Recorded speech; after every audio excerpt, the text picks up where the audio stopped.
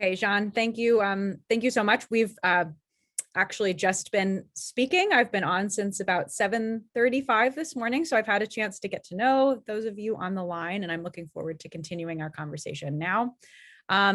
So it's my great pleasure to introduce a number of colleagues who we have on the line here, and you can see their names in your program, but we have Bob Einhorn, Bill Potter, and Claudia García, who are going to be sharing their perspectives about the upcoming NPT Review Conference and some challenges and opportunities that we see for that process. So I've asked each of our three panelists to begin with about 5 minutes of their perspectives on what some of these important issues are. And then we're going to move into a moderated discussion. I'll ask some questions to kind of get the ball rolling, but with Jean's help, I'll also be looking at the chat, looking at hands raised, so we can get all of you engaged in the conversation.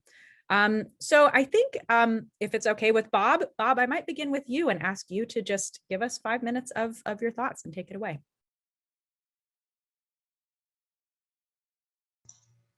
Okay. Thank you very much, Sarah. I'm not going to try to deal comprehensively with the NPT review process and conference, given the shortness of time. I'll just touch on a couple of issues. The goal of the review conference is to achieve a consensus outcome, and there are a number of issues that could block that consensus. Among them, the Treaty on the Prohibition of Nuclear Weapons, the Middle East zone, free of all weapons of mass destruction, and so forth. But I'm not going to touch on those. I'm just going to say a few words about nuclear disarmament, which is an issue that's often been contentious at previous review conferences, and it could pose an obstacle to consensus this time. Now, many of the non-nuclear weapon state parties, to the NPT, believe that the nuclear weapon states have not enough to fulfill their obligation under Article 6 to pursue nuclear disarmament, and their frustration is understandable. You've had the demise of the INF Treaty, the Open Skies Treaty. You have increased reliance by some of the nuclear weapon states on nuclear weapons as part of their national security strategy. You have robust nuclear modernization programs, and so on. There hasn't been a new U.S.-Russian agreement in 11 years, and that's going to continue for quite some time longer. So the frustration is understandable. And after the Trump administration's disdain for arms control and disarmament, I think there are many at the review conference who hope that the Biden administration is going to be able to turn the clock back to the much more optimistic days of President Obama and the 2010 review conference. But I think those who have this optimistic outlook may be disappointed. And why? Because 2022, which is when the conference will be held, is not 2010. The international security environment has deteriorated sharply, as have U.S. Bilateral relations with both Russia and China, potentially destabilizing new technologies and additional nuclear armed states further complicate the situation and may pose obstacles both to stability and arms control. Now, the Biden administration's early decision to extend New START for 5 years was encouraging, as was the Biden-Putin reaffirmation at the summit meeting of the Reagan-Gorbachev understanding that nuclear war cannot be won and therefore should not be fought. Also, it's a positive thing that Biden and Putin have agreed to begin serious bilateral strategic stability talks. But I wouldn't look for new breakthroughs on disarmament at the upcoming review conference. One factor is the Biden administration will not have completed its strategic reviews, in particular its nuclear posture review, by the time of the review conference. And usually that's the document which will provide guidance to the administration. So, I don't think the Biden administration is going to be prepared for doing anything particularly new. And the Russian Federation also is not going to be game to break any new ground. And today's priority in the area of arms control and disarmament is not, in my view, further nuclear reductions.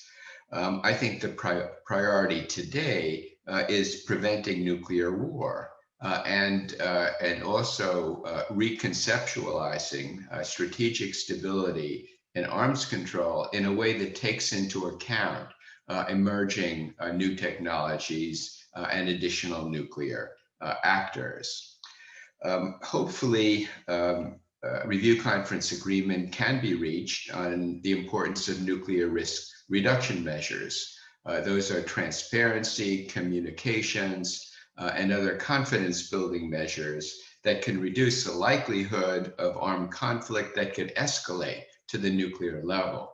And I'm looking in particular at measured confidence building measures along the NATO-Russia border, as well as the South and East China Seas. But reaching a consensus on nuclear disarmament issues at the upcoming conference is going to require the 5 nuclear weapon states party to the treaty to demonstrate that they're serious about implementing their Article 6 obligations, but it also will require the non-nuclear weapon states to be realistic about what is achievable in the current international environment. And for them, they may have to scale back some of their expectations. I hope the nuclear weapon states, especially the non-aligned movement, will abandon their practice of conditioning additional measures to curb proliferation on further steps toward nuclear disarmament. And I think this conditionality is self-defeating, especially for non-nuclear weapon states. And we can go into that further in our conversation. Now, the goal of the upcoming review conference will be the same as all previous 9 NPT review conferences, which is producing a comprehensive final document that evaluates how well the NPT has worked and provides recommendations for the future. And importantly, the document must be approved by consensus. And if consensus is not reached on all issues, then there's no final document, no written record of the conference. I call this an all or nothing approach. Now, there's certainly value in achieving a review conference consensus. It demonstrates a shared interest of the parties in promoting the success of the NPT, and it can give impetus to proposals for strengthening the regime. But in my view, there are significant downsides to insisting on a consensus as the only positive conference outcome. What are some of the downsides? Agreement on a wide range of issues is held hostage to agreement on the most contentious ones. The parties devote much of their time and energy during the conference to trying to hammer out agreed language, often least common denominator formulations on a small number of controversial issues, and insisting on consensus does not, as its advocates claim, promote genuine substantive compromise. And that's because most countries are unwilling to compromise what they consider to be their core interests for the sake of a consensus outcome. At the upcoming review conference, parties will again seek consensus, and I think they should seek consensus. But if it's not achievable, I think the participants of the conference should shift to what I call Plan B. And under Plan B, a conference final document would be adopted that contained both consensus elements as well as elements not able to command a consensus. Now, this would allow specific ideas and recommendations that gain consensus at the conference to receive due recognition, whether or not an overall consensus had been reached. And it would allow elements that could not gain consensus to be recorded in the final document, where they would be available to inform future international deliberations.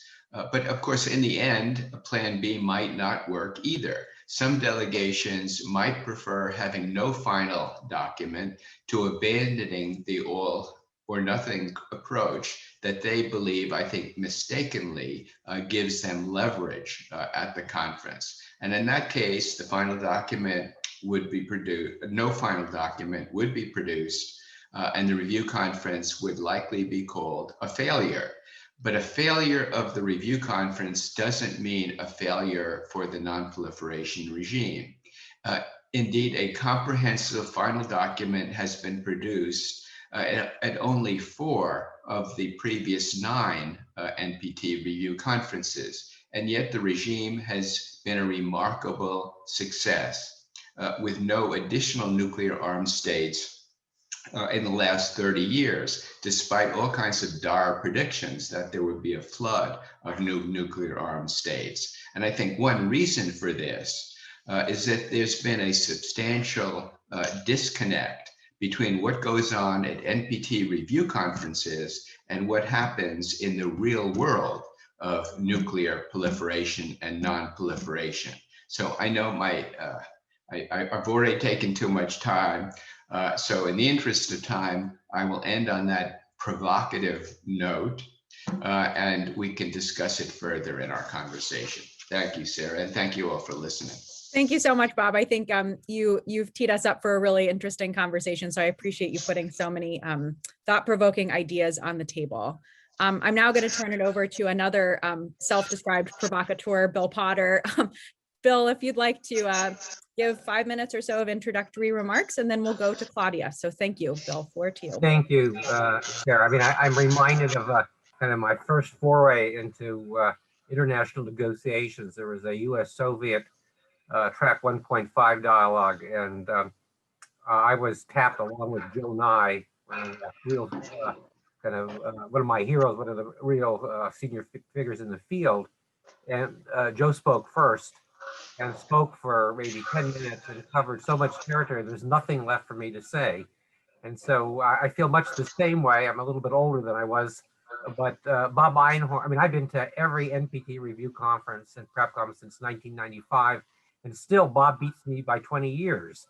So there's not a lot of room to kind of wiggle here, but let me try to identify a few topics that I think maybe we're not the focal point of what Bob mentioned. And Sarah, I just have some points. I don't have a prepared presentation, so I may also ramble on longer than you'd like. So I don't hesitate to stop me here. So I mean, the first point I would make is that there is often a surreal quality to the NPT review conference deliberation. I sometimes would tell my students who are enthusiastic about attending the meetings, having gone through my simulation course, that pretend that they are observers from Mars and trying to what the major issues are based upon the discussion. They might conclude that the two most important issues are: one, will NGOs have access to conference documents? And two, at 6 o'clock when the interpreters leave, why does everybody insist upon speaking in a language that most of the delegates don't understand? I mean, the Francophiles take the floor. Those are not the main issues that one would expect define the NPT review conference. And yet many of the hardest issues, particularly with respect to those that relate to the review part of the process, get very little shrift, get short shrift in the deliberations. So there is this kind of, I think, surreal quality to the meetings. And to reinforce a point that Bob made, there is a disconnect between successful review conferences with consensus outcomes and productive meetings, which, by the way, do not focus only on disarmament. I mean, I've often spent a lot of time in Main Committee 3 dealing with peaceful use issues. And even in my mind, I mean, from my experience, the worst conference that I've ever attended was in 2005, where you spent about 3 weeks trying to identify the program of work for the conference. And yet in Main Committee 3, there was very substantial progress made on the issue of HEU minimization, an important nuclear security activity, which then led the way for actual activities outside of the conference that were quite important. So there's this disconnect between a consensus final document and what may be important discussions that may have an impact on the non-proliferation regime. Something that Sarah and I always talk about, and I feel obliged to do so at this gathering as well, is that I am really nostalgic about the loss of U.S.-Russian cooperation, or cooperation between Moscow and the U.S., which goes back to the Soviet period. And we'll wait and see. But at least in 2018 and 2019, you had such a hostile environment involving those two parties that it produced a toxic environment that I think damaged the entire activity of the conference. I suspect that you will again see a reinforcement of a trend, which is the diminished role of political and regional groupings. Whether we're talking about the non-aligned movement, particularly a non-aligned movement led by Armenia. I've never seen, maybe Bob has, I've never seen an Armenian diplomat in any NPT review conference ever. So maybe they'll play a role, this time around. The New Agenda Coalition, which used to be a major force in these meetings, I think is unlikely to have a very significant role. There's a question mark about the P5. My guess is that they're not going to be major players, but we may want to talk a little bit more about that. But what I do see is that perhaps you'll find more issue-based coalitions. And I think here, the Swedish Stepping Stone initiative, which involves 16 countries, mostly Western-oriented, but with some exceptions, they have produced, I think, a very important working paper, which focuses particularly on nuclear risk reduction issues. And so I can imagine that they will play a fairly significant role. I'm just going to mention, I have a bunch of wild cards, but we can return to that in the Q&A. But let me just kind of conclude by flagging an issue where I think Bob and I disagree. Well, I can raise the issue in a fashion that I think Bob and I will disagree. I think for many countries, past commitments matter tremendously. I have not served as a representative of the U.S. government. I've represented two non-nuclear weapon states, and I can speak, at least from my experience with those states, that they regarded consensus final documents as carrying at least significant political impact. And they are, very, very concerned that the nuclear weapon states will sign off to get a consensus document on Friday in May, and on Monday the next week, they act as if there was no such document to which they were party. And so there will be an emphasis on the relevance of the 64 action items that were concluded in 2010. There'll be a concern about the package of decisions and one resolution from 1995. And if parties, including the United States and Russia, choose to ignore those commitments, I think there will be a lot of friction there. I think I want to just, the last point in terms of my challenges that I'll mention here, Sarah, then I'll save my wild cards for later. I think that Bob is absolutely correct in identifying the issue of new technologies and how states address them. There is an aversion to discussing these issues in the NPT context, in part because most diplomats are not familiar with these topics.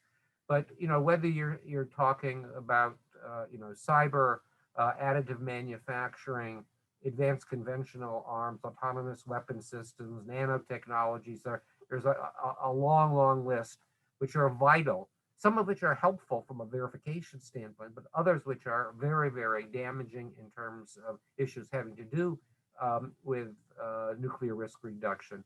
I think these have to be addressed. We have to find a way to discuss them, but I think it's going to be very difficult to do so at the next review conference. So why don't I conclude there?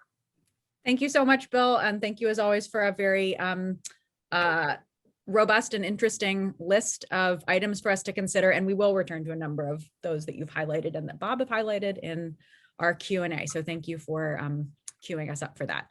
And very much not least, but last, Claudia, I'd like to turn the floor over to you for 5 minutes of introductory comments. So the floor is yours. Thank you, Sarah. First of all, I would like to express my gratitude to the Ministry of Foreign Affairs of Mexico, the Instituto Matias Romero, and the James Martin Center for Non-Proliferation Studies for the invitation to take part in this edition of the Summer School on Nuclear Disarmament and Non-Proliferation. As a former Mexican diplomat now working in the UN Office for Disarmament Affairs, I am delighted to participate in this session together with Bob and Bill on the challenges and priorities for the 10th NPT Review Conference. Well, as you know, over the past 50 years, the NPT has been and still remains the cornerstone of the global nuclear disarmament and non-proliferation regime. The treaty has contributed to global security and provided tangible benefits to all its states parties. While the achievements of the NPT are remarkable, its future success cannot be taken for granted. Challenges to the treaty are increasing. Amidst heightened tensions between nuclear armed states, the development of new weapon capabilities, the erosion of the arms control framework, the threat of non-state actors, and the nexus between nuclear weapons and rapid advancements in science and technology are challenges that, well, should not discourage our work. In fact, they should move us to even greater efforts to achieve the goals of the NPT. As you know, the 10th NPT Review Conference had to be postponed given the COVID-19 pandemic. Originally, this review conference was scheduled to take place in 2020. This postponement is, of course, disappointing. However, it is also an opportunity to pave the way for a successful review conference whenever it is held. So the 10th NPT Review Conference will provide an opportunity for states parties to reflect on the NPT's achievements, to reaffirm their commitment to the treaty, and to accelerate the implementation of all commitments already taken at previous review conferences. The conference will also provide an opportunity for state parties to take practical steps in nuclear disarmament and to strengthen non-proliferation measures. It will serve as an occasion to have a frank discussion on the stability of the NPT regime, given the current and emerging challenges, and to consider the outlook for the next 5 years. Now, going to the main topic of this session, the question is, which are the challenges and priorities of the 10th NPT Review Conference? As Bob mentioned, the NPT Review Conference will take place in a particularly uncertain and complex international environment due to some ongoing issues that could impact its outcome. Nevertheless, we are still optimistic that we can produce a successful result for the conference. In my opinion, some of the central challenges for the review conference are the tension between nuclear weapon states, the absence of trust and dialogue, the divergence over the pace and scale of nuclear disarmament, the unresolved disagreement among NPT states over the TPNW, the fate of the Joint Comprehensive Plan of Action, the Iran deal, the denuclearization of the Korean Peninsula, and issues related to the establishment of the Middle East zone free of weapons of mass destruction. I think that the states parties to the NPT should use the time leading to the 10th Review Conference to explore ways to reduce the gaps between divergent positions, focus on identifying areas of commonality, and on issues where progress can be made. We will need also stronger leadership and commitment from nuclear weapon states, in particular from Russia and United States, who are the owners of the world's 2 largest nuclear arsenals. And the support and the commitment of the P5, of course, will be required to produce a successful conference. There are some key issues that state parties should focus on in the lead up to the review conference with a view to achieving a consensus at outcome. And I think I will talk briefly about these issues, if I may, Sarah. Go ahead. Perfect. So first, the implementation of outstanding commitments. State parties need to have a frank dialogue on this issue and consider how best to strengthen implementation, including through established frameworks for accountability. Second, state parties could consider how to reaffirm their norm against the use of nuclear weapons and the understanding that a nuclear war cannot be won and must never be fought. Third, nuclear weapon states need to work together and reaffirm their commitment to the full implementation of the NPT. Nuclear weapon states should increase transparency and lay out the next steps in arms control and disarmament, including for further reductions, but also how to address the growing risk of nuclear weapons use, as was mentioned before. Fourth, the state parties to the NPT should develop risk reduction measures and confidence building mechanisms. These measures cannot be ends in themselves, but they should be springboards to nuclear disarmament.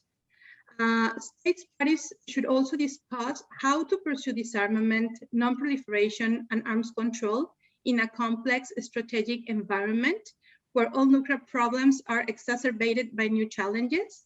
And to conclude, I think that the significance of the 10th Review Conference is therefore how it can grapple with the current circumstances and to ensure that the NPT remains fit for purpose.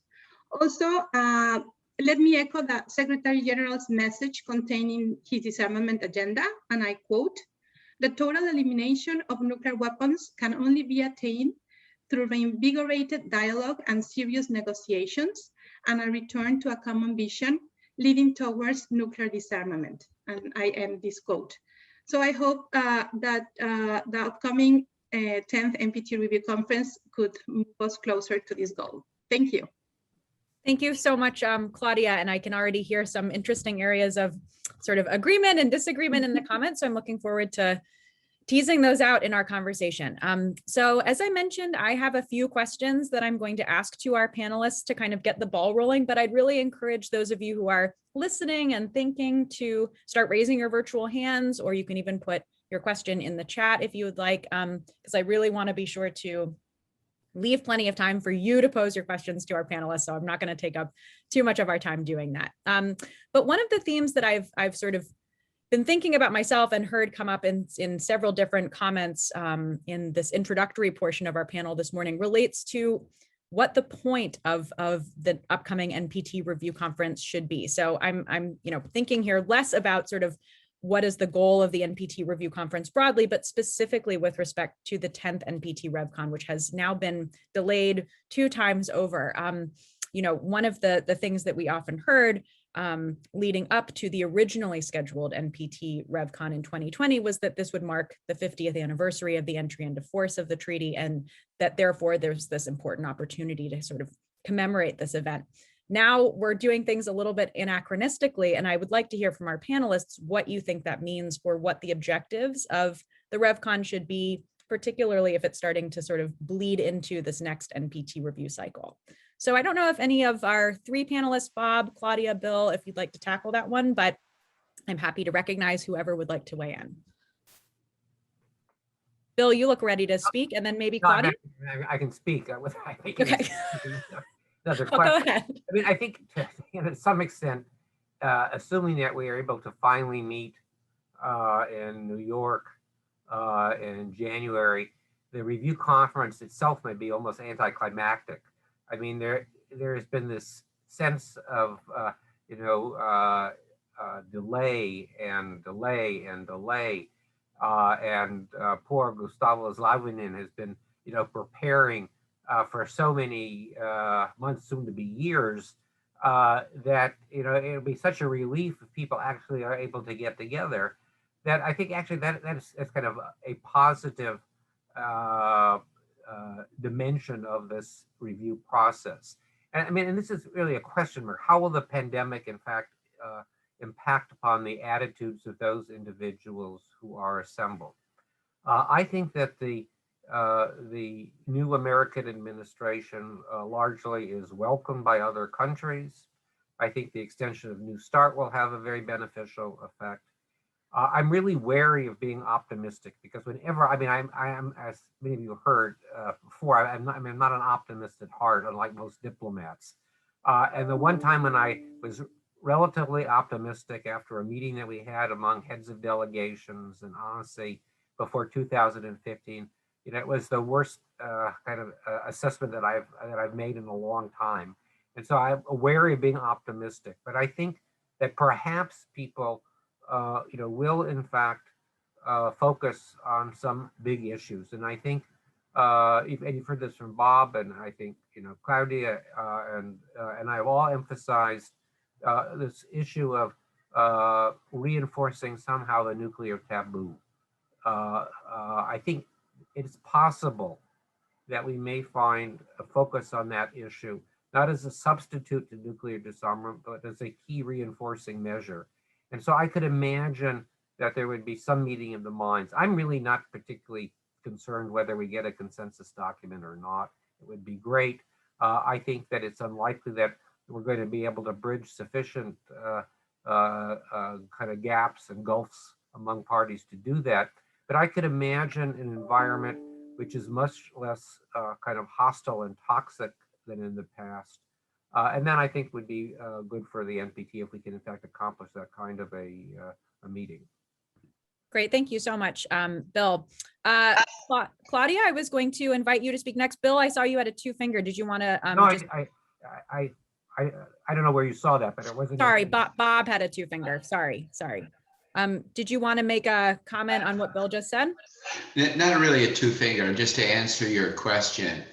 You know, what the real task is, you know, for the upcoming conference. I think the main task is to take a realistic look at where we are. Things have really deteriorated since 2015. And I think we need to take stock of what our priorities need to be in the current environment.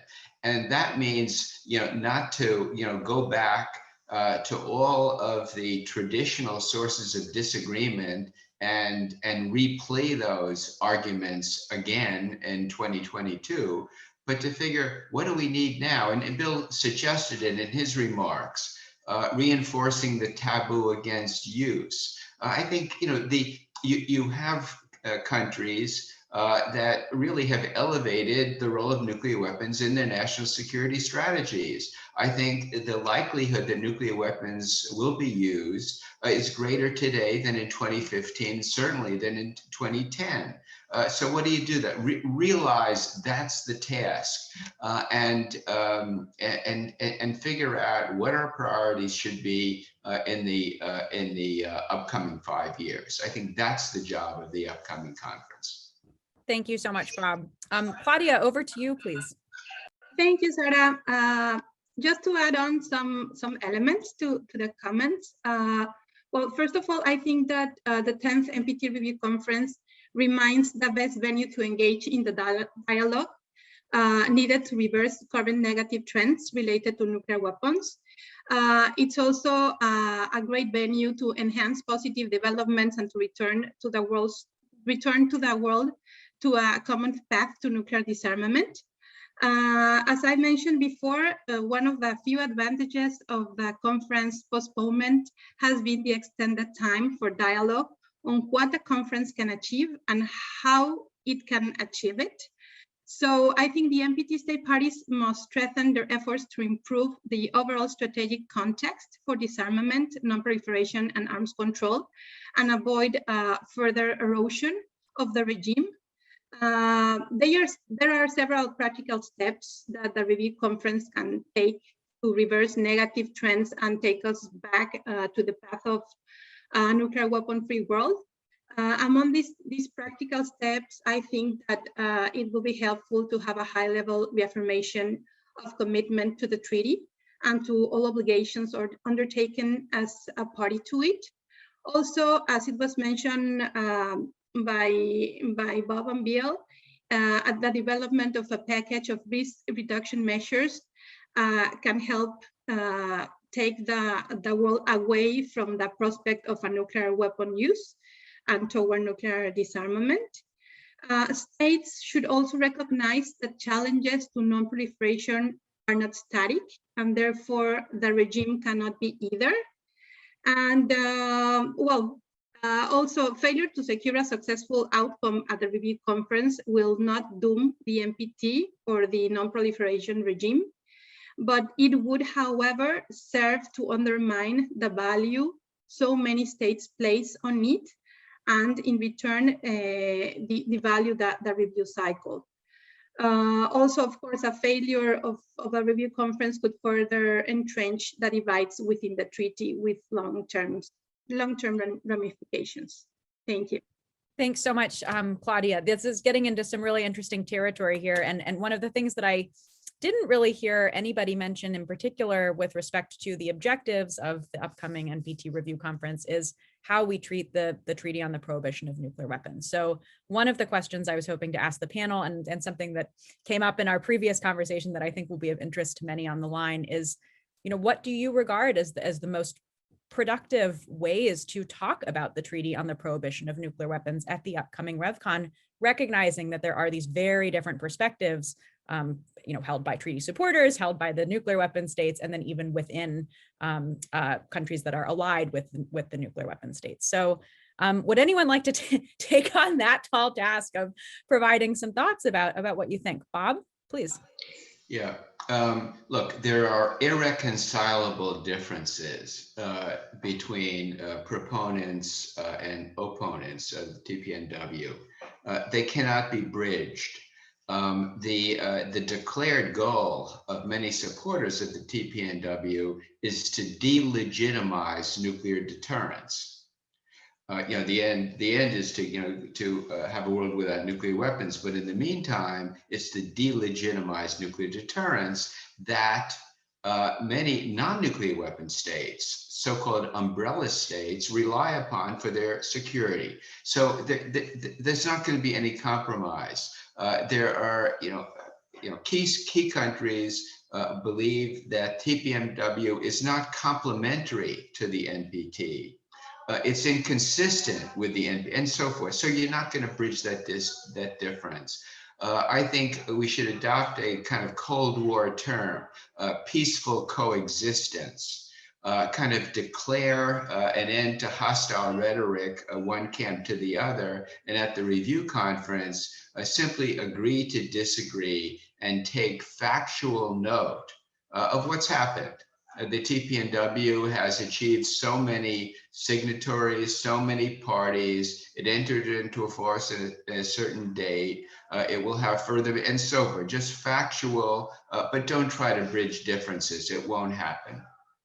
Thanks so much, Bob. That's really helpful and very concrete. So I appreciate your remarks.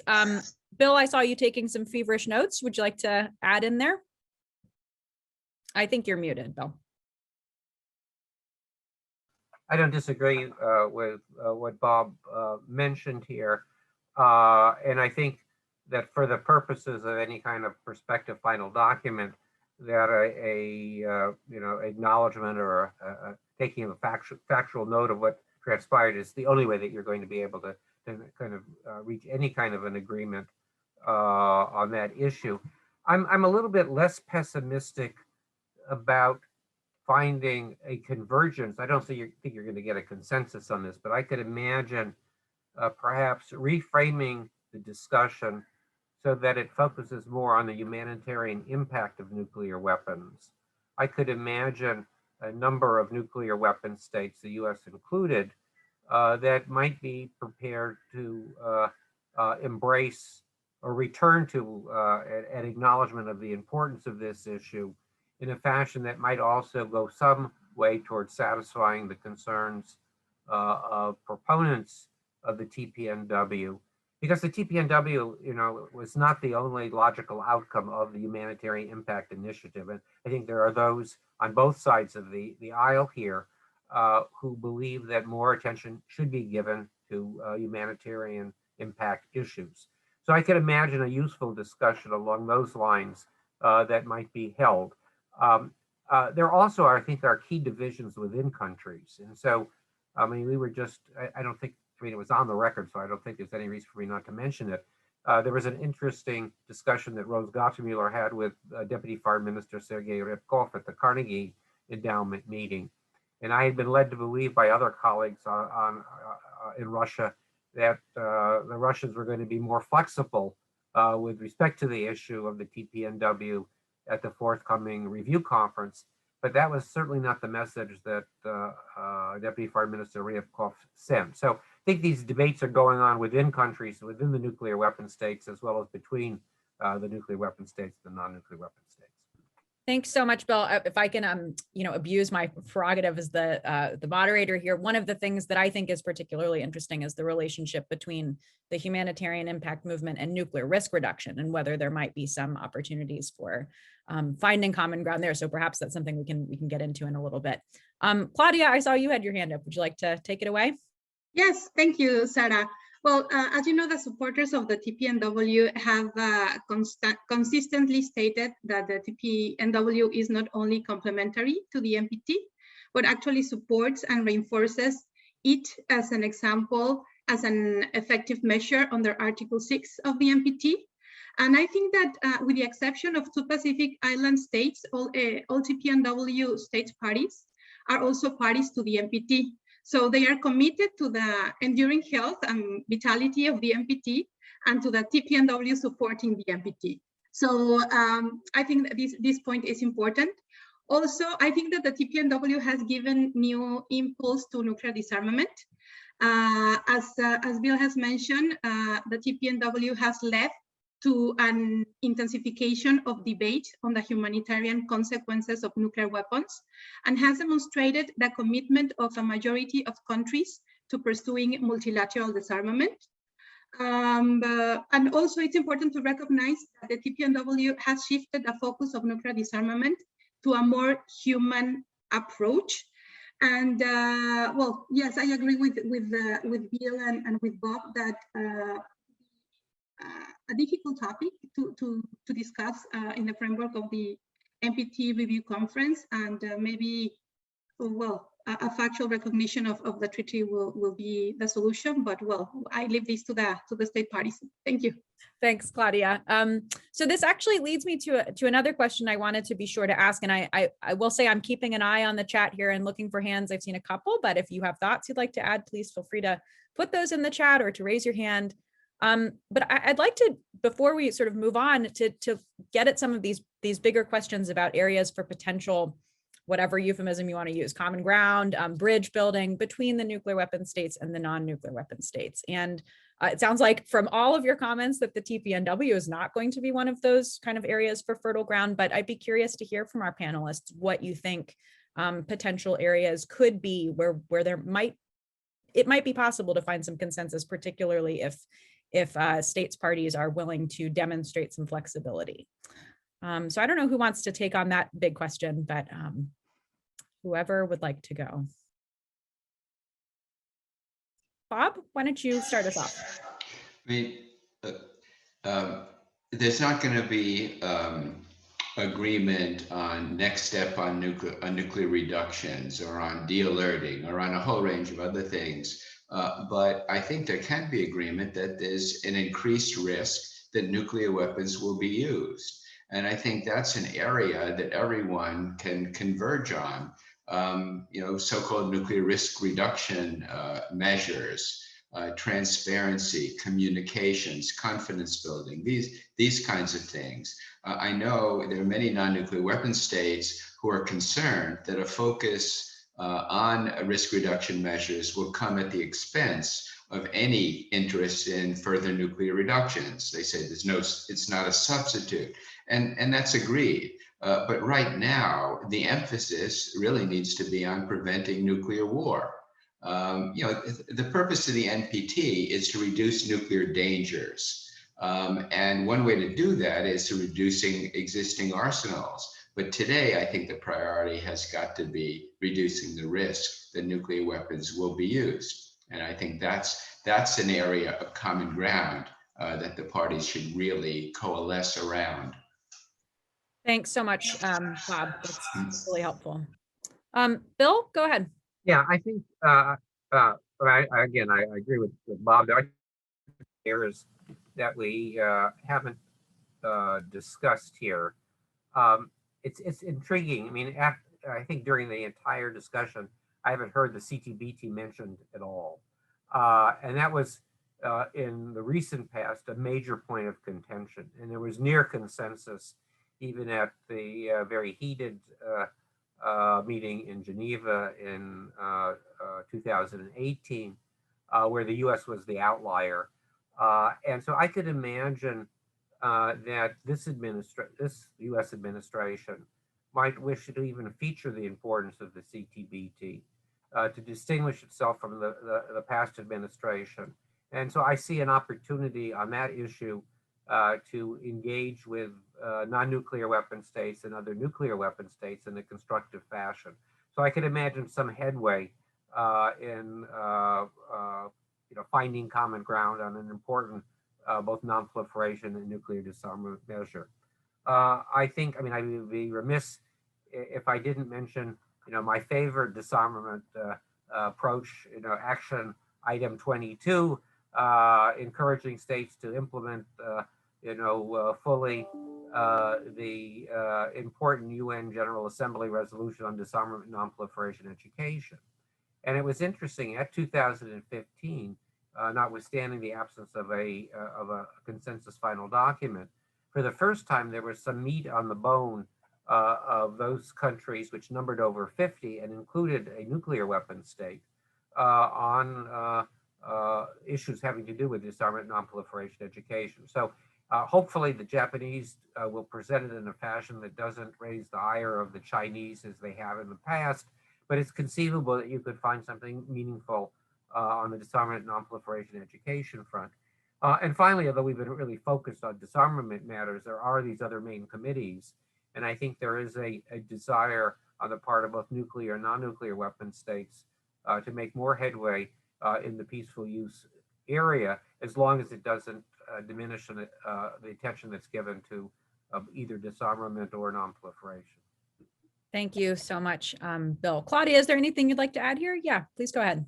Thank you, Sarah. I think that Bill and Bob will cover everything, but just to add on, I think that state parties should reaffirm their support to the treaty and for the norm against nuclear weapons use. I totally agree with Bill regarding the importance of disarmament and non-proliferation education. And in this issue, as a Mexican, I have to say that Mexico, together with Japan, have been very active in the framework of the first committee and also in the framework of the NPT. Also, maybe state parties could agree on some risk reduction measures. And also discuss about the new challenges, such as those posed by emerging technology, and as mentioned in the previous discussion, I hope that the critics and the supporters of the TPNW can find a modus vivendi, so that this issue would not be like a distraction of the other topics that have to be discussed in the review conference. Thank you. Thanks, Claudia. So I'm actually, I'm going to pivot a little bit and pick up on something that I think is important to the remarks of our three panelists, which is the dynamics between the members of the P5. So I'm thinking in particular, both Bob and Bill at various junctures and Claudia have mentioned the importance of risk reduction, that could be a major focus of the upcoming NPT Review Conference. But we know that there have been challenges even within the P5 process, within the nuclear weapon states, on agreeing what constitutes risk reduction, whether that should be focused on strategic issues, whether that should be focused on confidence building measures. And so I'm hoping that one of our three panelists or all of our three panelists can lay out for us what some of the major challenges are in relations between the P5 and how those are playing out in the P5 process. Bob, I know I don't want to put you on the spot, but I know that we've been at some meetings where we've discussed some of these issues. I don't know if you want to tackle that one and kick us off. Well, solidarity, or at least civility among the P5 really is essential to have a successful conference. I'll mention an anecdote, and it was a 1995 review conference, and at the very beginning, the American delegation had a bilateral with the Chinese delegation, and the rather flamboyant head of the Chinese delegation, I won't mention his name, but I see Bill's smiling, and so he knows who I'm talking about, said, okay, he says, let's face it, you hate us and we hate you, but we both love the NPT. So we have to work together for a successful conference. Now, I'm not suggesting we should start off, among the five with that kind of introduction, but it really has been essential, working together. Part of it is defensiveness. The NPT, nuclear weapons state 5, always try to defend their records in the area of nuclear disarmament against criticism that not enough has been done. But it needs to be more than a defensiveness about the record. They need to put forward some affirmative ideas. Now, I know the P5 have been active, but I think Bill alluded to some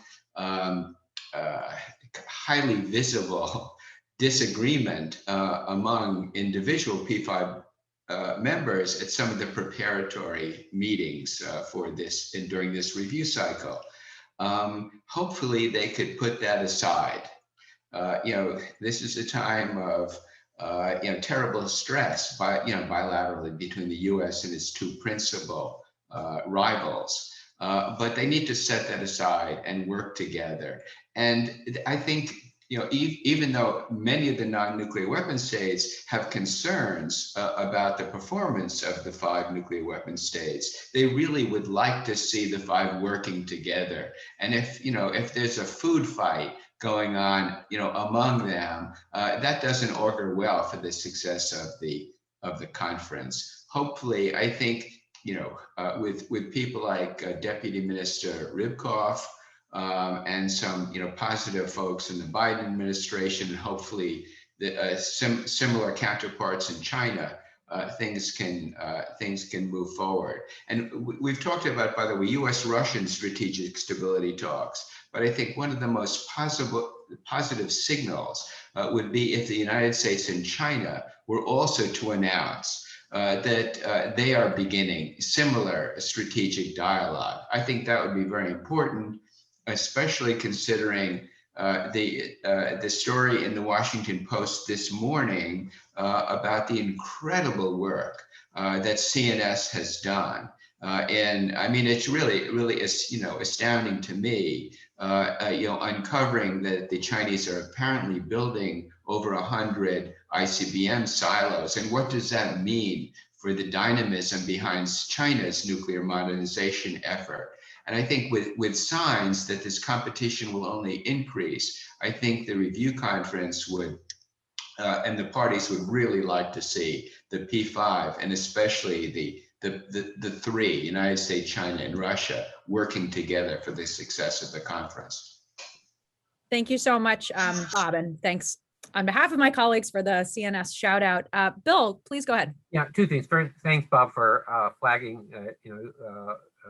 both Joby Warwick's article and the piece that Jeffrey Lewis wrote. I do want to emphasize that our CNS, Jeffrey Lewis and colleagues' interpretation of that very large number of silos that are being built is not necessarily the same thing as suggesting that there's going to be a comparable number of missiles in those silos. And so, I think Jeffrey's kind of highlighted that there may in fact be a kind of a shell game approach here, where you have a much smaller number missiles that are moved from silo to silo. But just so we don't misinterpret the finding there, I think. I mean, here again, I'm going to try to put on.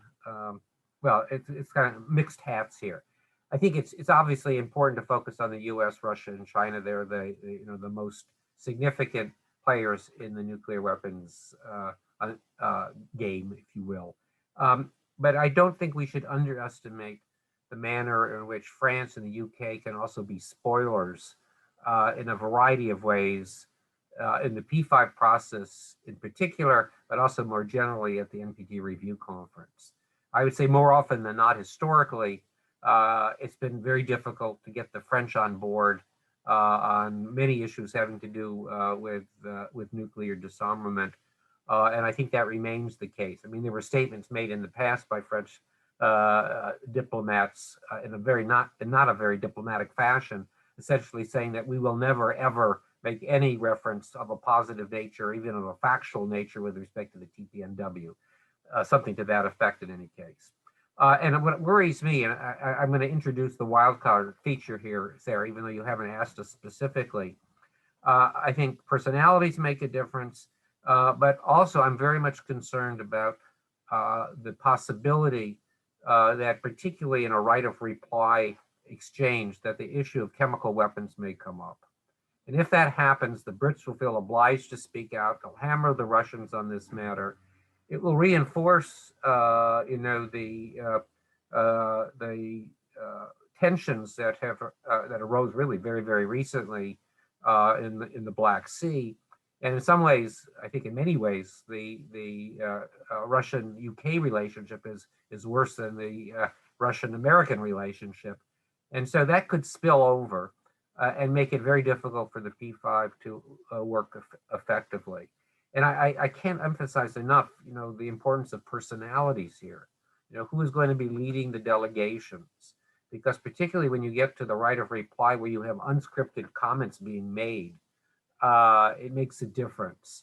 And so I do worry about that. But I do in particular worry that the CW question, which was very, very contentious when it was raised, particularly in 2018, could reappear. And that could, I think, damage at least the cooperative spirit, if nothing more, at the review conference. Thank you so much, Bill. Claudia, want to go ahead and add something to this discussion? And then I think we will move into a conversation about wildcards. And I would encourage our speakers to bring in some of the other topics that we sort of identified for this panel, just in the interest of time, so that we can kind of cover those and then start moving into an interactive discussion with our participants. But Claudia, the P5, what do you think? Thank you, Sarah. I think that P5 unity will be very important to achieving positive outcome at the review conference. The P5 process can also be tremendously beneficial to negotiation on nuclear disarmament. And I hope that the P5 will continue their dialogue and come to the NPT Review Conference with a unified position on how to achieve progress on Article 6. I think that if the nuclear weapon states are able to agree on a position about strengthening the NPT, it can make agreement with non-nuclear weapon states more likely. I think it is also important to mention that cooperation amongst nuclear weapon states themselves and with non-nuclear weapon states has been an important ingredient in previous successes at review conferences. And as such, P5 unity predicated on the mutual understanding of the need to reinforce the treaty as an integral pillar of international security through progress on all three of its pillars could play a key role in ensuring the success of the NPT Review Conference. And also, I would like to add that as was evident from the recent US-Russia presidential summit, there remain many divisive issues between these two countries related to international peace and security. Nevertheless, the pragmatic attitude displayed by both leaders hopefully heralds a return to principled dialogue based on restoring predictability and finding a common ground. Such a dialogue will have also a positive effect on disarmament and the non-proliferation regime. And the reaffirmation of the Reagan-Gorbachev formula is particularly welcome and will likely positively reinforce preparations for the review conference, and will facilitate discussions within the P5 process and alleviate some of the criticisms from the nuclear weapon states, from the non-nuclear weapon states, sorry. Thank you so much, Claudia. So I want to be sure, as I said, to leave plenty of time for our discussion. I know a number of you have had your virtual hands up for a while. Some of you are posting questions in the chat. I'll start with the questions that are in the chat, and then we'll move to the hands up. So if you'd like to post your comment in there, please do that. But before we wrap up, Bill already kicked us off on a discussion of wildcards by highlighting in particular this chemical weapons issue. I'd like to give each of our panelists an opportunity to identify some wildcards that they're going to be looking out for in the 2022 NPT Review Conference. And I should say here, because we don't want to be completely doom and gloom, I think wildcards can also mean opportunities for potential positive developments, as well as things that could be spoilers in the discussion. So whatever direction you'd like to take that in, I'd welcome your comments. And perhaps we'll begin with Bob, and maybe then go to Claudia, and then wind up with Bill. I saw a question pop up in the chat about what happens if the JCPOA talks don't succeed, if there's a breakdown. That would be my wild card. Yet one can imagine that in this lame duck Rouhani administration period, there's negotiations but no deal. Then you get into the fall and President Raisi is in charge, obliged to take a tough position,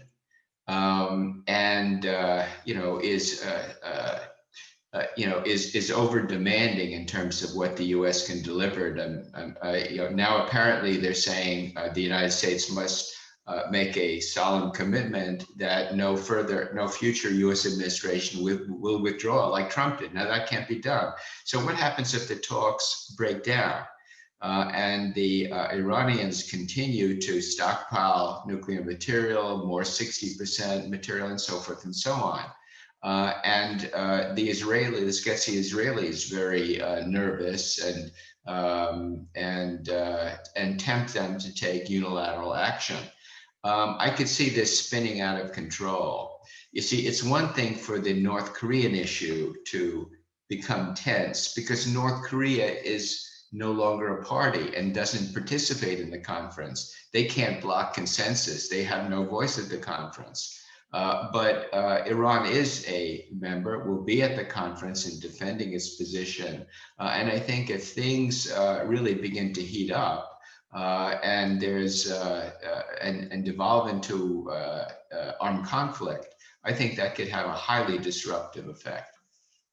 Thank you so much, John, and thank you too for picking up on Anna's question in the chat. Anna, I hope we gave you a satisfactory answer there. Claudia, your wild cards. I'm curious, what do you think could be positive developments, negative developments? What will you be looking out for? I would like to focus on the challenges for this 10th NPT Review Conference. Given the current environment, I think that the NPT Review Conference would have to address the absence of trust and confidence among nuclear weapon states and the growing role of nuclear weapons in international peace and security. Also, well, I'm sure that there will be a discussion on this bitter relationship between supporters and opponents of the TPNW, the growing nexus between nuclear weapons and emerging technologies and potential domains of conflict, for example, cyber and outer space, and also the increasing concern over the slow pace or failure to implement disarmament commitments undertaken at review conferences, and the lack of an accountability framework for that implementation. I think these are some of the challenges or issues that the review conference will have to address. Thank you. So easy stuff, basically. Yeah, very easy. Okay. Thanks, Claudia. Bill, your wild cards. You've already highlighted chemical weapons. I'll mention just two. One semi-serious, another more serious. I think it's potential there's a potential for a major disagreement over the degree to which any prospective consensus document will also have to involve consensus with respect to the review, the retrospective part of the conference. I mean, it is an NPT review conference, and yet we tend to gloss over, for the most part. There's been a tendency or a tradition to, in fact, ignore a effort to reach consensus on what has transpired in the past. In fact, that was the case even in 1995 with the indefinite extension. There was really not a consensus with respect to the retrospective. So some countries may push that. I don't think that's likely to be a deal breaker, but I could imagine that. If I really trying to find something positive, but I say this more in a humorous vein, as I think few of you are aware, in July, later in July, Claudia probably knows about this, but later in July, it's likely that Russia will formally become an observer to the non-aligned movement, which will transform the non-aligned movement into the body that has more nuclear weapons possessors than any other political grouping. So maybe Russia will emerge as a spokesperson on behalf of NAM with respect to embracing the TPNW. I mean, that would really be a crazy wild card. I don't see it at all.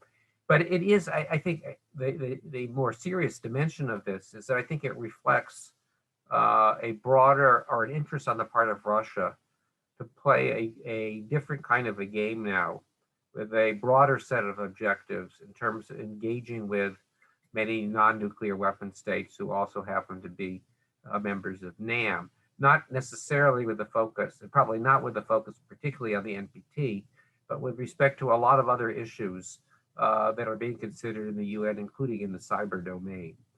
So it seems to be under the radar. I mean, I find even my friends in capitals, for the most part, are not aware of what's transpired in the last 7 months. But my understanding is that probably later in July, there will be a NAM summit at which the Russians will be formally acknowledged as an observer to the non-aligned movement. Thanks so much, Bill. Thank you for highlighting that. I think that's really important. So I do want to move into some questions from our participants here. So we addressed Anna's question regarding the JCPOA, but I also saw one from our good CNS friend, Alan Ponces. Alan, do you want to ask your question? Unmute yourself and pose your question. Yeah, hi, Sarah. And thank you all for the very interesting presentation. And this is a great panel. So I was wondering, because Ambassador Einhorn mentioned like this idea of thinking about a plan B in case of the lack of consensus document for the NPT Review Conference. And I've read before, like, a couple of options and ideas on how to overcome and how to opt for an option, an additional like a way to move forward on the NPT Review Conference. So I was wondering if there's a realistic space for a plan C, and if this 1995 NPT and extension conference could serve as a model, as a possible idea, package of decisions and a resolution, like to move forward and not necessarily adopt a consensus document. Thank you. Thanks so much, Alan. Bob, I think that one was directed at you, so I don't know if you want to take that one on. Alon, thank you very much for raising this this issue.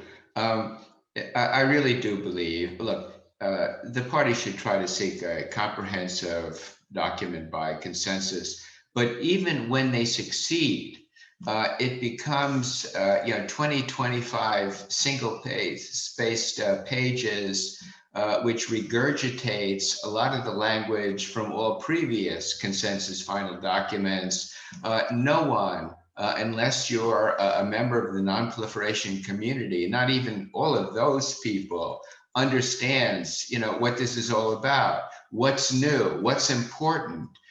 So I wish parties this time around would be much more focused. If they can reach a consensus document, great. But as Bill suggested, I don't think Bill is optimistic that that can be done given some of the disagreements. So around the end of the third week, people should start thinking about how to have a constructive result. And I think your suggestion, Alan, about the 95 package of elements is a very good idea. There can be a number of discrete elements.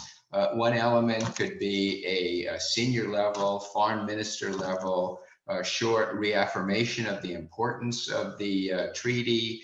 Another element could be a short document indicating important new ideas where there is a consensus, and then find some suitable way of packaging ideas, proposals, and so forth that we're unable to achieve consensus. So a package of discrete documents taken together will provide the relevant audience, the news media and so forth, what needs to be understood about the meeting. One of the, I've attended, I've been a member of the American delegation to 5 of the 9 previous conferences. And look, I've stayed up all night in, drafting sessions during the last few days and so forth. There's a lot of drama and, intensity and all the rest of it.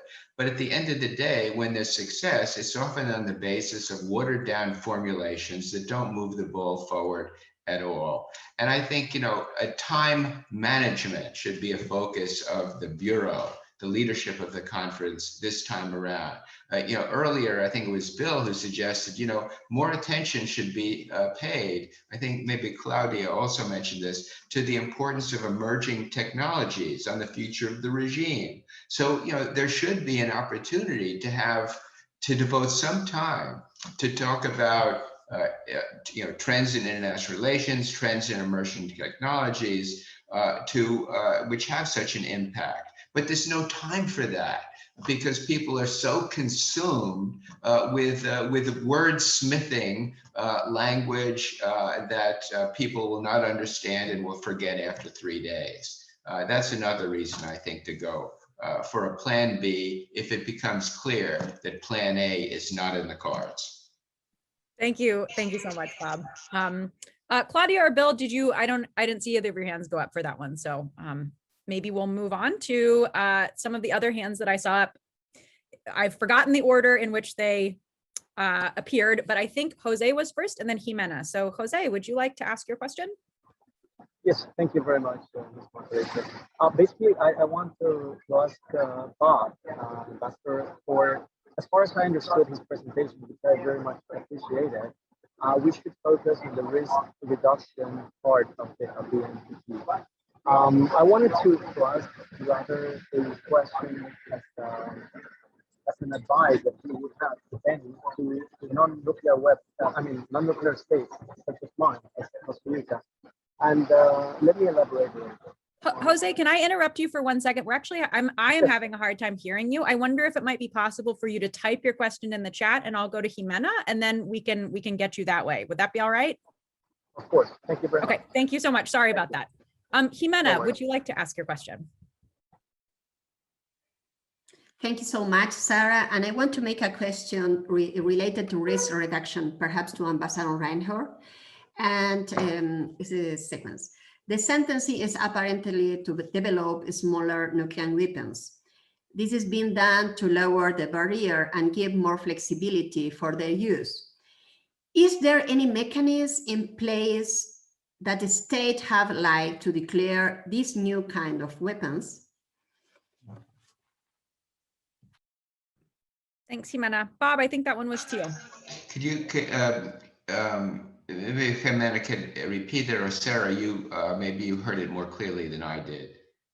Jimena, do you want to just repeat it? My feeling is not the best. I wanted to know if perhaps nowadays apparently the develop is to create smaller nuclear weapons. And I wanted to know if exists any mechanisms to protect this state that they have to declare this kind of nuclear weapons? That was my question. I'm sorry.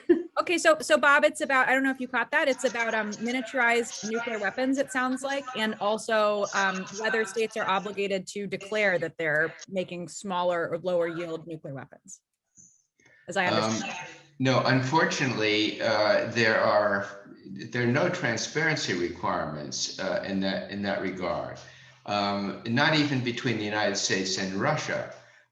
They have to make declarations and data exchanges for certain categories of strategic arms. Under the New START agreement, there's a requirement for these data exchanges, but not with respect to the smaller weapons, the tactical nuclear weapons. And that's a bone of contention now between the US and Russia. The United States suspect that Russia may have a few thousand and building more and improving them. And there's a concern about what this means for Russia's potential inclination to initiate the use of nuclear weapons in a regional conflict. But there's no transparency. If there were, that could potentially alleviate some of the concern, but there's nothing right now. Thank you, Bob. Thank you, Jimena, for that important question. So Bill, yeah, go ahead. Just to add a note here and kind of relate the question to an actual a part of a consensus document in 2000, if I'm not mistaken. There was an effort in 2000 with respect to the so-called 13 practical steps to try to capture further reductions in non-strategic nuclear weapons. And there was overwhelming support for that measure, which was resisted primarily by the Russian Federation. And ultimately, there was a plank that was adopted calling for further reductions in non-strategic nuclear weapons, but on a voluntary basis. That was the phrase that was added by the Russians. So it would be, I think, useful if we're going to be reflecting upon prior consensus elements to perhaps return to that particular plank, which was agreed upon by all states parties back in 2000. That gets at the whole question of some of the, non-strategic nuclear weapons, which also are an important category of weapons. Thank you, Bill. Thank you so much, too, for that tie-in to the discussion about the NPT. I think that that's really important. So I see that there's a question in the chat from Aquila, which is relating to Israel and the extent to which, Aquila writes, I have a general question regarding Israel, not necessarily related to the success of this process. Do you think that with the new Israeli administration, they will be more open regarding their nuclear capabilities, or whether the matter of Israel's security/nuclear capabilities is an issue that most Israeli politicians agree on? So I don't know how comfortable our panelists feel speculating about that, but I'm sure we could bring in a conversation about regional issues here and how we deal with the fact that there are states outside of the NPT process who have a bearing on some of the discussions that happen there. So I don't know who would like to take on Aquila's tough question, but anyone is welcome to do so. Bob. I don't even think we have to speculate on the Israeli approach on this. The new Israeli government is not going to have one iota of difference with previous Israeli governments. They're not going to be open to transparency about their nuclear program. They're not going to be open to agreeing to a WMD or free or a nuclear weapons free zone in the Middle East until there's a fundamental transformation of relationships among countries of the region. So that's clearly not going to happen. But the dynamics of the Middle East zone issue could conceivably change, not because of the change in the Israeli government, but because of the evolution of thinking within the region. You have, for many years after 95, when the resolution was adopted, the main focus was between Arabs and Israel. and Arab state accusations about the Israeli nuclear program. Now the focus among many states, especially the Sunni Arab states, has been Iran's program. Iran is seen as the main concern in terms of a zone free of nuclear weapons. And then you have the so-called Abraham Accords with the normalization of Israeli relations with the UAE and several other Arab governments. And that could change the dynamics of how the Middle East resolution issue goes forward, and perhaps in a positive direction. Maybe Israel will feel less isolated and more ready to participate in regional discussions of the nuclear issue than they were before. Thank you so much, Bob. That's very comprehensive. Bill or Claudia, I don't see either of your hands up, so okay. So I don't see other questions in the chat. Jean, I don't know if I'm missing ones that you have seen, but if not, I can happily abuse my prerogative once again as a moderator and pose a final question that I think might be of interest to our participants and sort of dovetails with some of the previous conversation that we had before our panel. So my question is related to, I would say, the evolving discussion around diversity in the NPT context. And I think diversity can be interpreted in many different ways. Sometimes that applies to gender, sometimes it applies to age, sometimes it applies to nations. And so I'd be curious to hear from each of our panelists, if you had to make one concrete recommendation for ways to increase the diversity of participation in the NPT and meaningful participation, I'd like to hear what that is. And I hate to put Bill on the spot, but I know that this is an issue particularly relating to education and training, where he has focused a great deal of his professional career. So Bill, I wondered if you could offer us some concrete recommendations there. Thank you, Sarah. I mean, the issue certainly has, gained considerable traction, whether you're talking about, age, whether you're talking about gender, or really all aspects of diversity. I don't think this is the kind of an issue. I mean, I think states in the general debate and their opening statements will make reference to this. And there's some states in particular that have emphasized this. It's also, I think, been a feature of the Swedish Stepping Stones initiative to highlight this.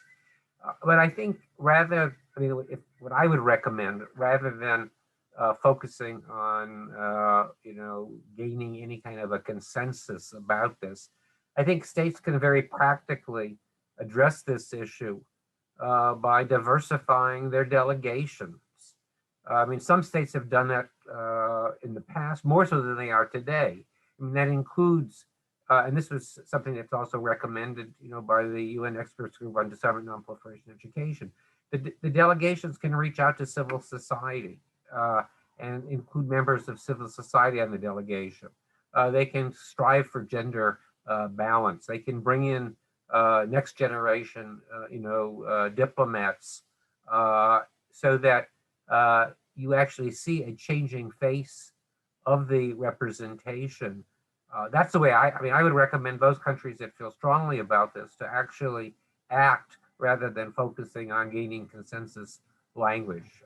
And I think it's doable, and I think we will see that to some extent. I'm hopeful. Thank you, Bill. I knew you would deliver. So I appreciate those concrete recommendations. Claudia, please go ahead. Thank you, Sarah. So I think that in the NPT context and in disarmament in general, we need the critical and creative thinking that can be generated by a plurality of voices. Think tanks, disarmament activists, industry, youth, and of course, women. Talking about young people, I think that the NPT review process is one area that could most certainly benefit from a new perspective that young people can bring. As mentioned previously, the Mpt Review Conference will face multiple challenges, and it's vital that state parties listen to younger generations. After all, it is today's youth and that will have to pay the price of the present generation's failure to rid the world of nuclear risk and to achieve the goal of a world free of nuclear weapons. The solution is not to leave this problem, of course, to the next generation to solve, but rather to listen their ideas and perspective today. And I think, as Bill mentioned, I think it's very important for the review conference that state parties include young people in there, or young diplomats in their delegations. Also, I think that even though progress has been achieved in gender, we can work harder on this point to include more women in delegations, in decision making. And as a former Mexican diplomat, I can only speak from my country. I think that in the case of Mexico, we have been making progress on this issue, but there's much more else to do. Thank you. Thanks, Claudia. I think that's a sentiment that's probably shared by almost everybody about, you know, whatever milieu they're working in. So I appreciate you making that assessment. Bob, would you add anything to what's been said?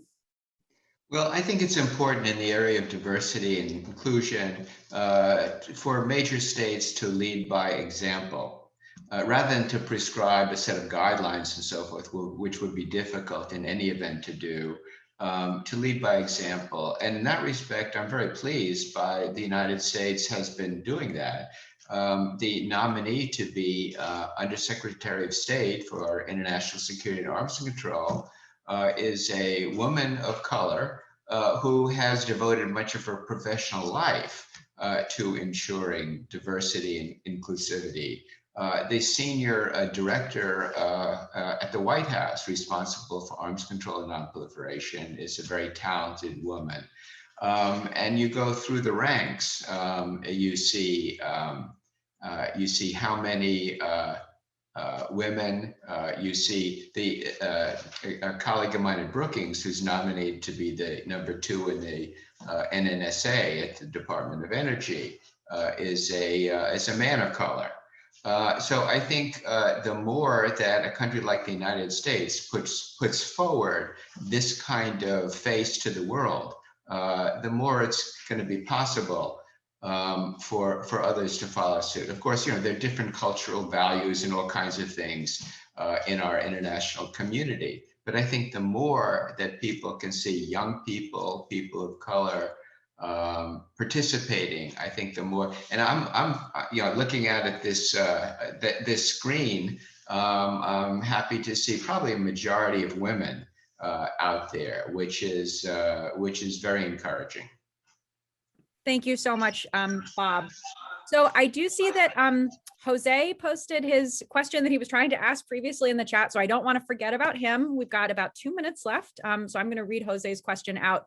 Realize we're going in a little bit of a reverse order here, because I think that would have been a very nice note to end things on, but I want to make sure that we get to everybody who had a question. So Jose asked in particular of Bob, he said, I understand from Bob's comments that the conference should have a realistic approach and work towards risk reduction of nuclear confrontation.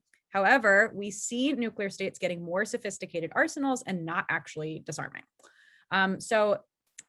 He's curious about your views here. So from a pragmatic approach, should the non-nuclear weapon states also be realistic and work towards helping the nuclear weapon states to reduce risks, or should they work towards promoting non-proliferation and disarmament, including the TPNW? And Bob, perhaps it is a both and, but I'd be curious to hear what your perspectives are with respect to Jose's comment. Yeah, it's not an either or. The non-nuclear weapon states should do both. Reducing nuclear risks is not just the job of the nuclear weapon states. I believe that if nuclear weapons are ever used again, it will not be a surprise bolt out of the blue. It will be the use of nuclear weapons emerging from a conventional armed conflict. So what's important to do is to prevent these conventional armed conflicts from breaking out in the first place. Again, I mentioned before, whether it's along the NATO-Russia border or in the South or East China Sea or elsewhere. And I think there, the non-nuclear weapon states, these regional non-nuclear weapon states, are key parties. And I think they have to play a critical role, whether it's Japan, Australia, Indonesia, Vietnam, in terms of reducing risks of conflict escalating in the South China Sea, or whether it's the Baltic states or Poland or any of the NATO non-nuclear weapon states avoiding such an armed conflict with Russia. So yes, non-nuclear weapon states must play a critical role in reducing nuclear risks. Thank you so much, Bob. So as we wrap up, it's our last minute. I want to give either any of our panelists an opportunity to provide a final word if they'd like to. I'm going to look first to Bill. Anything you'd like to add by way of wrapping up? No, I think I've said what I wanted to say, and it was a pleasure to engage in this discussion with my my two old friends and with you as well, Sarah. So thank you all. I look forward to kind of tuning into further discussions of this very interesting short course. Thank you, Bill. Claudia, any final words? Thank you, Sarah. Just to thank you all. It was a very nice opportunity for me to be participating in this summer school, and I look forward to see you again in person, of course. Likewise, Claudia, thank you. And Bob, you may have said your final word with respect to risk reduction, but anything else you'd like to add? Just to say, it's very encouraging that all of you have decided to take this kind of course to strengthen your expertise in this important area. And I just encourage you, stick with it. We need more people like you to become expert and to pursue careers in this area. So thank you very much. Thank you so much, Bob. Thank you to my fellow panelists. This was really a pleasure to get to engage with you like this and to have such a wide-ranging conversation. Thank you to our participants for your excellent questions. John, I'm going to turn it back over to you. Thanks a lot. Thank you very much, Sarah. And may I also echo your gratitude to our three excellent panelists, Bob Einhorn, Claudia, and Bill Potter. And of course, to yourself, Sarah, thanks for the way that you moderated. I think it was very interesting. I mean, as a bit of a NPT dinosaur, I've refrained from engaging because I'll show my true colors a little bit. But I do want to emphasize that, and I think someone mentioned that, the NPT has been messed up for many decades, but that doesn't mean that we have to lose hope. And I think the collective group here, and of course the legacy of the Latin American and Caribbean region in the history of the NPT gives us a little bit of hope that things can get better. And so I really would like to encourage those of you who are interested in this field to study it more deeper, get involved. I know that we have a number of diplomats who are based in New York, and get involved, ask the tough questions, and don't be discouraged by kind of the little bit of negativity that you sometimes hear from those of us who have been involved with the treaty for a long time. So with that, I would like to close today's session. And again, thank you very much to our panelists for their excellent presentations.